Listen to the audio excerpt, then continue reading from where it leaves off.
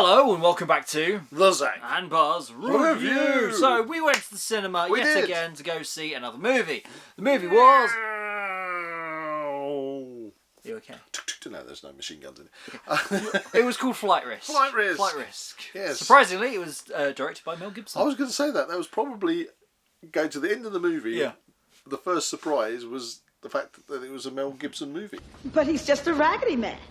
It was very interesting going to see this movie because we'd seen obviously the trailers for it. Saw Mark Wahlberg with his ball cap. Weren't entirely sure as to I don't know how good it would be, but I feel as if I was actually pleasantly surprised. Yeah, it's a. You know, I don't know if it's a thing these days, but we've seen a lot of movies recently, or it feels like we've seen a lot of movies that have actually had what I would call a micro cast. Yeah. Instead of the movie after movie where you've just literally got half a dozen or less main actors.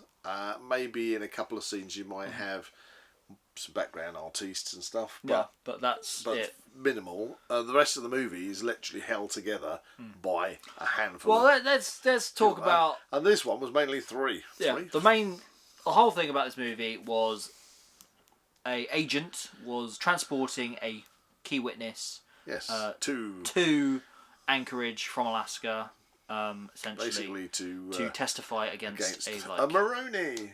Wasn't it Maroney? Wasn't it? Yeah, I'm sure. And I thought, hey, look, that's kind of like Batman-esque, that one. But the whole thing is the pilot is actually the pilot, an assassin. An assassin who can fly. Funnily enough. Who is absolutely bonkers. Well, I never claimed to be sane. Yeah, I would say. Okay, let's address Mark Wahlberg's character. In this, he wore is. A toupee. It was funny because they decided to put a toupee on. It's quite funny. But his character was a total brutalising sadist. He was. I wasn't expecting this from this guy. You didn't know what you're getting from him until you find out that with the previous pilot that he literally just had to just bump off. Yeah. He'd plucked his eyes out and taken his fingernails off and done horrible things to him. And then you gather from once you know that information, and then he starts saying that he's going to really take his time with the agent. Yeah, and have fun with both of them. And it's like, you know, and you think this guy. Oh no, I'm not getting paid for this. I'm just doing this for free because I enjoy it. Yeah, he's totally insane. Yeah. So that character, the trailer didn't give that away. No, it didn't. Which was really nice. So the character was, you know, he did a good performance, I think.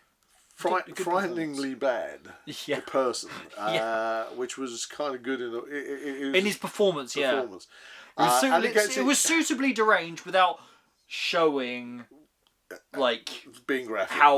That's probably the best way to put it. And he gets his just desserts, but we'll not spoil it too much. The lady, I didn't recognise her from anything else. She has been in things. I'm sure she has, but she didn't jump out on me. Obviously, the other guy, I can't remember his name, but he was obviously the guy.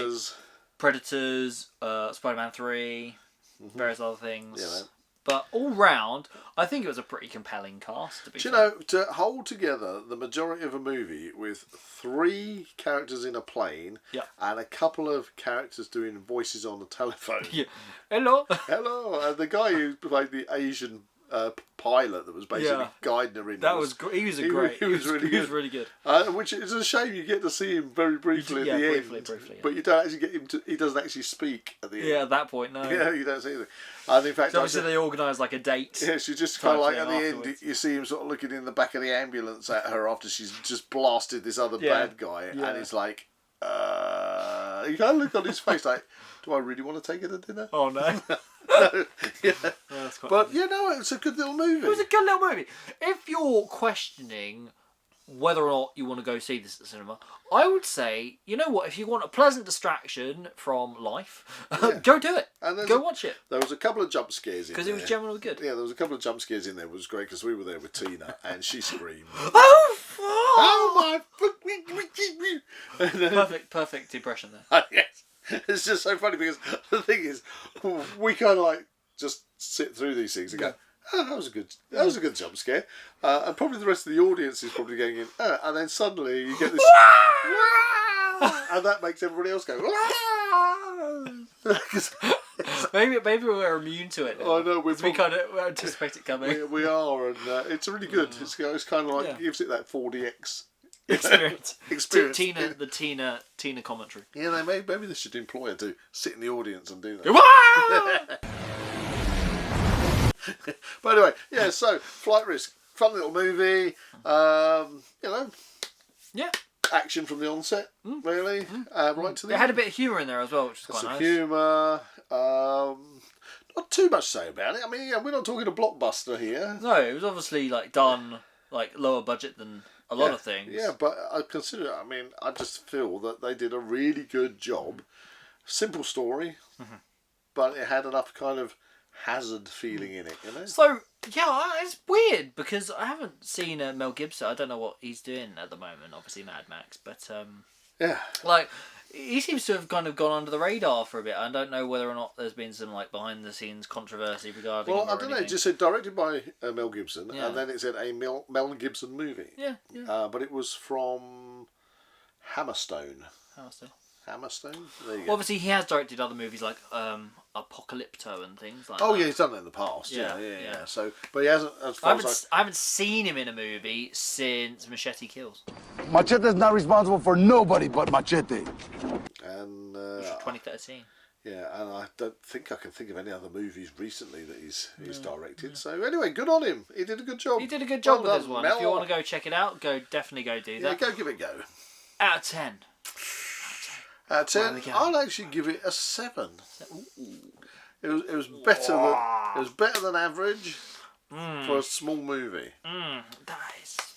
And I would watch it again. I'm tempted to go 7 because I wasn't expecting to go that high, but I think in this particular case, and after obviously talking through it now, I do think a 7 is warranted. It had action, it had tension, it had humour. Yeah, I'd watch it again. I would buy it. Yeah, I would buy it on disc. Yeah, it was a fun little movie. So there you go. You might feel the difference. Tell us what you think of it when you see it.